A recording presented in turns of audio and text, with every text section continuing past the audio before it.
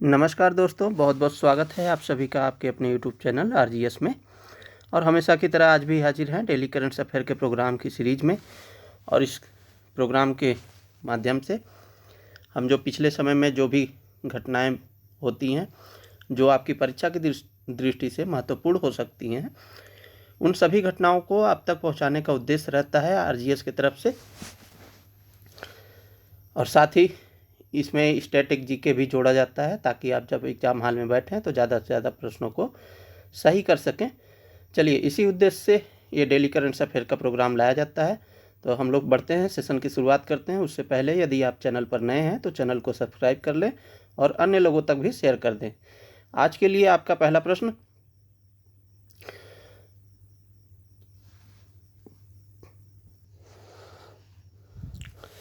Thrombectomy के संबंध में निम्नलिखित कथनों पर विचार कीजिए। तो यह पहला स्टेटमेंट कह रहा है यह एक चिकित्सा प्रक्रिया है जो रक्त के थक्के यानी क्लॉट को हटाने के लिए उपयोग की जाती है। दूसरा स्टेटमेंट कह रहा है यह प्रक्रिया विशेष रूप से इस्केमिक स्ट्रोक के इलाज में उपयोगी है।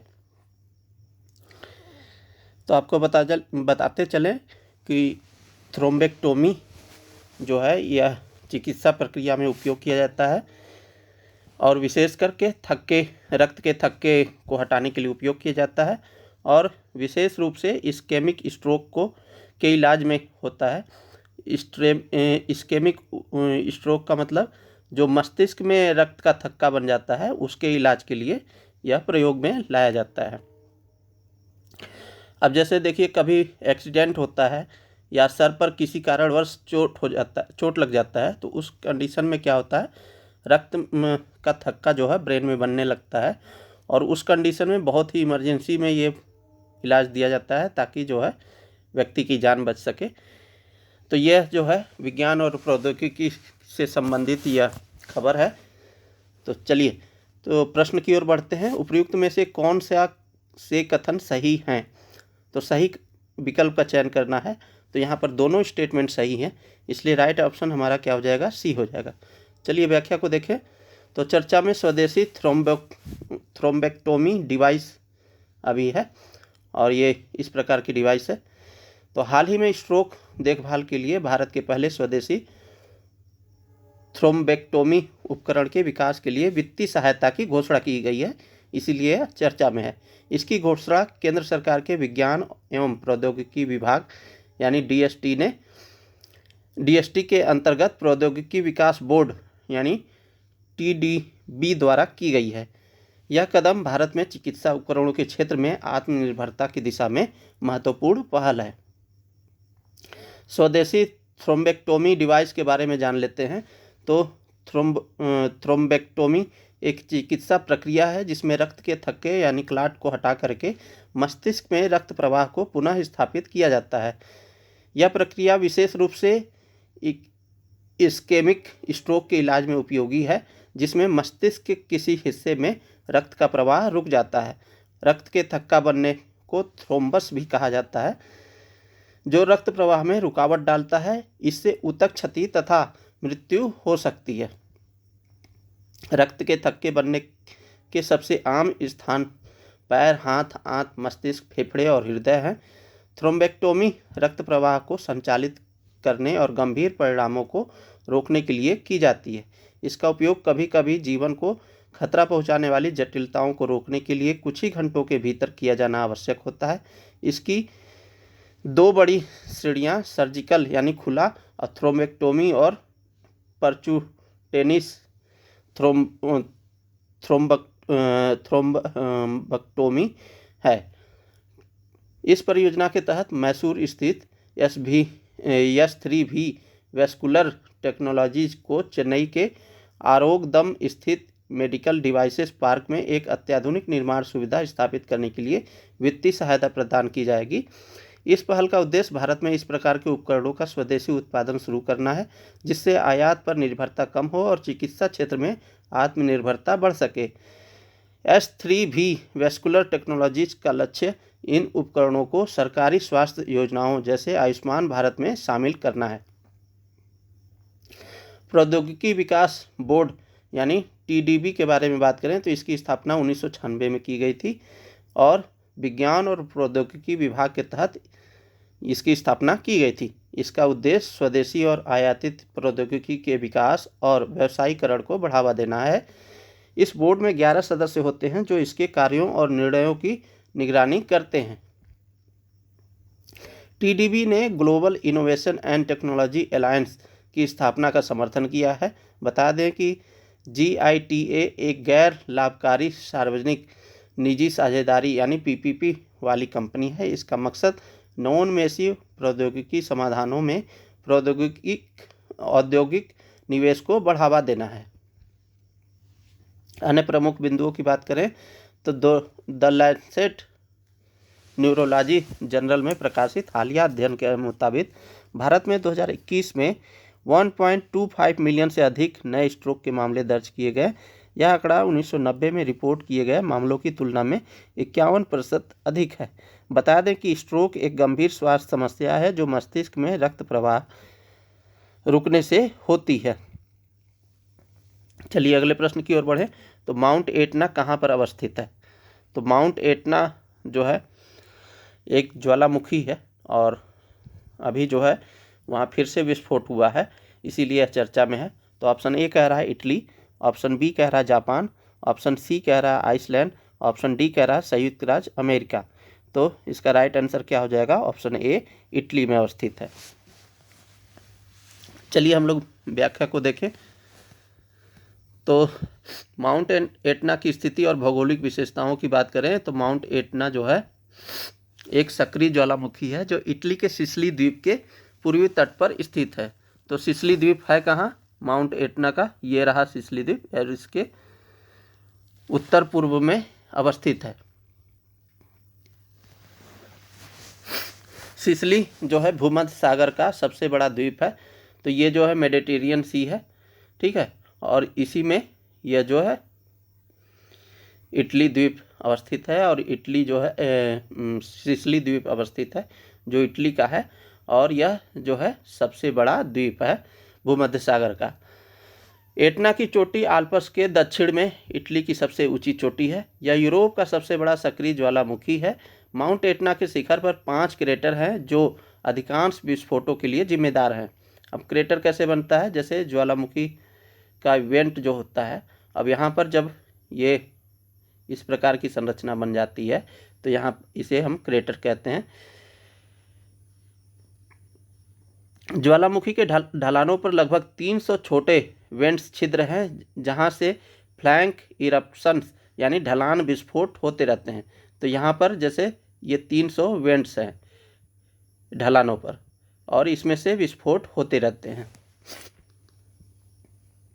माउंट एटना की स्थिति और भौगोलिक स्थिति विशेषताओं की और बात करें तो 2013 में माउंट एटना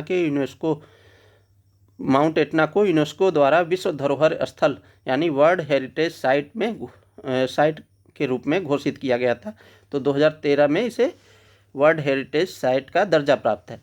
यूनेस्को के अनुसार एटना का विस्फोट इतिहास जो है 5 लाख वर्ष पुराना है, जिनमें से कम 2700 वर्ष की गतिविधियों को दस्तावेज किया गया है यानी रिकॉर्ड किया गया है। चलिए अगले प्रश्न की ओर बढ़ें।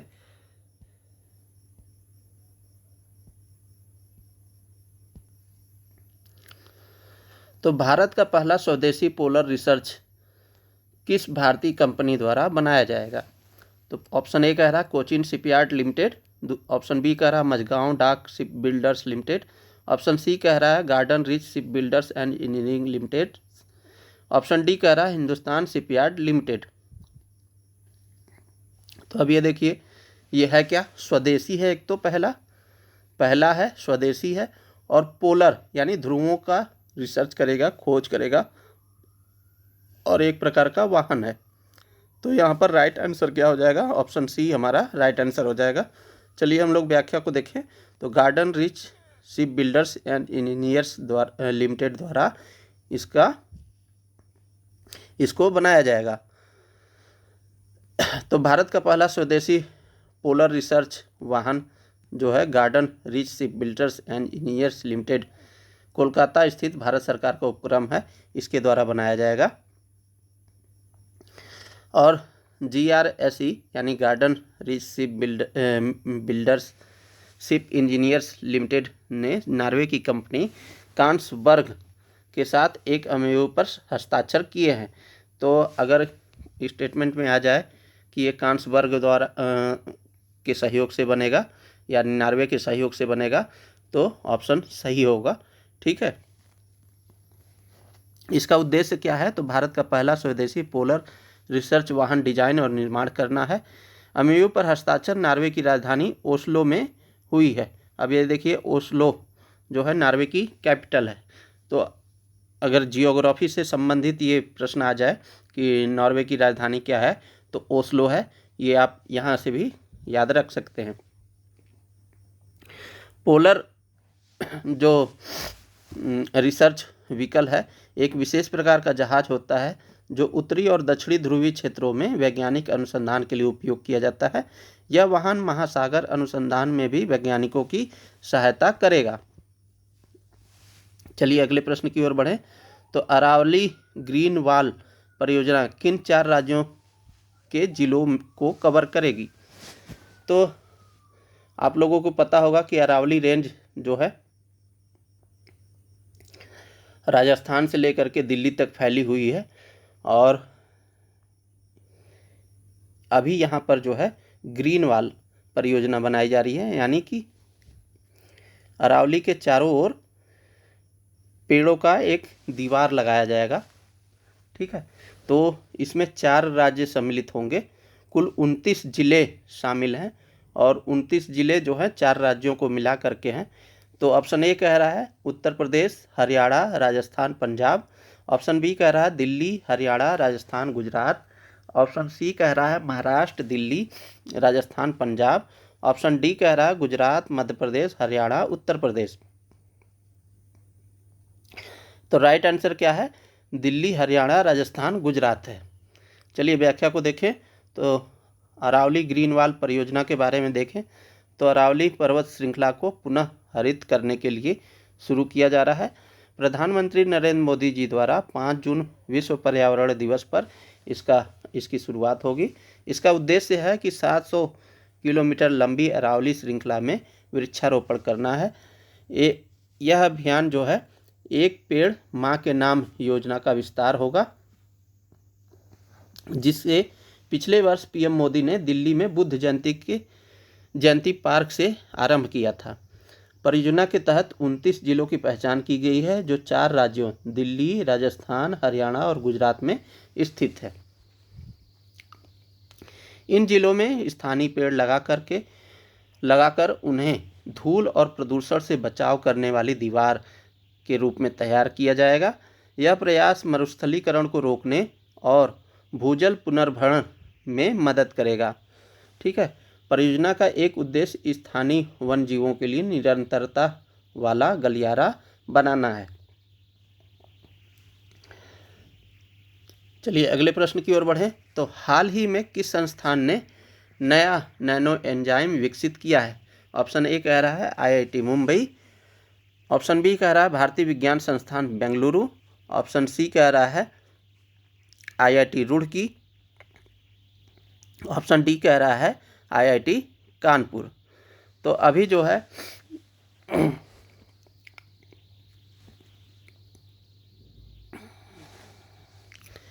भारतीय विज्ञान संस्थान बेंगलुरु द्वारा जो है यह नया नैनो एंजाइम विकसित किया गया है और ऑप्शन बी हमारा यहाँ पर सही हो जाएगा। और यह नैनो एंजाइम करेगा क्या कि क्लॉटिंग के लिए कार्य करेगा। तो अनुसंधान और खोज से संबंधित नया तथ्य है। तो विज्ञान और प्रौद्योगिकी से दूसरा प्रश्न है। तो बेंगलुरु स्थित भारतीय विज्ञान संस्थान के शोधकर्ताओं ने असामान्य रक्त थक्के बनने की स्थिति जैसे पल्मोनरी थ्रोम्बोएम्बोलिज्म को नियंत्रित करने के लिए की एक नई विधि विकसित की है। तो पल्मोनरी यानी फेफड़े से संबंधित है, थ्रोम्बो मतलब रक्त का थक्का बनना, एम्बोलिज्म को नियंत्रित करने की एक नई विधि विकसित की है। ठीक है, यह शोध जो है IISc के अकार्बनिक और भौतिक रसायन विभाग, department of inorganic and physical chemistry द्वारा किया गया है। टीम ने एक कृत्रिम धातु आधारित नैनो एंजाइम विकसित किया है। यह nano enzyme reactive oxygen species के स्तर को नियंत्रित करता है, जिससे प्लेटलेट्स का अत्यधिक सक्रियण और थक्कों का अत्यधिक निर्माण रोका जा सकता है। गोलाकार के वैनेडियम पेंटोक्साइड आधारित नैनो एंजाइम सबसे प्रभावी पाए गए हैं। वे विशेष रूप से ग्लूटाथायोइन पेरोक्साइडेस नामक प्राकृतिक एंटीऑक्सीडेंट एंजाइम की तरह कार्य करते हैं। चलिए अगले प्रश्न की ओर बढ़ें। दुनिया की सबसे बड़ी सहकारी अनाज भंडार योजना की समीक्षा बैठक किसने की? तो 2023 में ही यह इस सहकारी अनाज भंडार योजना की शुरुआत की गई थी और ये दुनिया की सबसे बड़ी थी। और अभी जो है उसकी समीक्षा बैठक की गई है। किसके द्वारा की गई है? ऑप्शन ए कह रहा है रक्षा मंत्री, ऑप्शन बी कह रहा है वित्त मंत्री, ऑप्शन सी कह रहा है कानून मंत्री, ऑप्शन डी कह रहा है सहकारिता मंत्री। तो अभी जो है सहकारिता मंत्री अमित शाह जी द्वारा इसकी समीक्षा बैठक की गई है, इसलिए चर्चा में है। तो सहकारी क्षेत्र में विश्व की सबसे बड़ी अनाज भंडारण योजना पर समीक्षा बैठक की समीक्षा केंद्रीय गृह व सहकारिता मंत्री ने की, जिसका उद्देश्य प्राथमिक कृषि ऋण समितियों की आय में वृद्धि के साथ साथ ग्रामीण रोजगार के अवसर पैदा करना है। योजना के बारे में बात करें तो मंत्रालय सहकारिता मंत्रालय है। कार्यान्वयन एजेंसियां कौन कौन सी हैं? तो राष्ट्रीय सहकारी विकास निगम, नाबार्ड, भारतीय खाद्य निगम और केंद्रीय भंडारण निगम आदि हैं। तो ये आप याद रख सकते हैं एजेंसियां कौन कौन सी हैं। इसके महत्व की बात करें, महत्व क्या है? तो खाद्य सुरक्षा सुनिश्चित करना, विकेंद्रीकृत भंडारण से खाद्यान्न की बर्बादी कम होगी। यानी कई जगह जो है स्टोरेज बनाए गए हैं, जिससे क्या होगा कि कहीं जो है एक जगह स्टोर न करके अलग अलग जगहों पर भंडारण किया जाए, ताकि जैसे मान लीजिए यहाँ स्टोरेज कर लिया गया और किसी एक में किसी कारणवश कीड़े लग गए या जो भी है आपदा आ गई, तो यहाँ का प्रभावित हो, न कि पूरा अनाज। ठीक है, तो विकेंद्रीकृत भंडारण से खाद्यान्न की बर्बादी कम होगी, जिससे राष्ट्रीय खाद्य सुरक्षा बढ़ेगी, ऋण तक पहुँच होगा, किसान जो है पीएसीज में निर्मित गोदाम में अपनी उपज का भंडारण कर सकेंगे और अगली फसल के लिए वित्त प्राप्त कर सकेंगे। सहकारी क्षेत्र में विश्व की सबसे बड़ी अनाज भंडारण योजना के बारे में बात करें तो सरकार ने 31 मई 2023 को सहकारी क्षेत्र में दुनिया की सबसे बड़ी अनाज भंडारण योजना को मंजूरी दी थी, जिसे प्रायोगिक परियोजना के रूप में शुरू किया जाएगा। इस योजना में भारत सरकार की कृषि अवसंरचना कोष और कृषि विपणन अवसंरचना योजना, कृषि मशीनीकरण पर उप मिशन, प्रधानमंत्री सूक्ष्म खाद्य प्रसंस्करण उद्यम योजना आदि जैसी विभिन्न मौजूदा योजनाओं को मिलाते हुए प्राथमिक कृषि ऋण समितियों स्तर पर विभिन्न कृषि अवसंरचना का निर्माण करना शामिल है, जिसमें गोदाम, कस्टम हायरिंग सेंटर और प्रसंस्करण इकाइयां आदि शामिल हैं। तो ये था दोस्तों आज के लिए डेली करंट अफेयर का प्रोग्राम। उम्मीद करते हैं आप सभी की परीक्षा की दृष्टि से उपयोगी होगा और आप जो है इस चैनल को अन्य लोगों तक भी ज़्यादा से ज़्यादा शेयर करें। इन्हीं सब बातों के साथ मिलते हैं किसी अन्य वीडियो में। तब तक के लिए बहुत बहुत धन्यवाद, बहुत बहुत शुक्रिया। जय हिंद दोस्तों।